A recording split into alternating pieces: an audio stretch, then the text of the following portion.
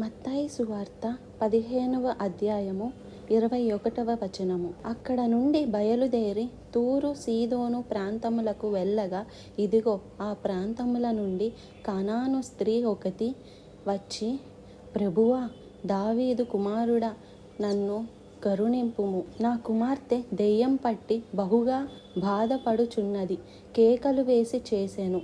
యేసు అక్కడ నుండి బయలుదేరి ఎక్కడ నుండి? యెరూషలేము నుండి బయలుదేరి తూరు సీదోను అనే ప్రాంతాలకు వచ్చాడు. యేసు ప్రభువు అనేక ప్రాంతాలు తిరిగేవాడు. ఆ రోజుల్లో ఈ రోజుల్లో లాగా బస్సులు, ట్రైన్లు, విమానాలు లేవు. కాబట్టి యేసు ప్రభువు కాలినడకనే తిరిగేవాడు. మీ బైబిల్లో వెనకాల మ్యాప్ ఉంటాయి. ఎప్పుడన్నా చూసారా?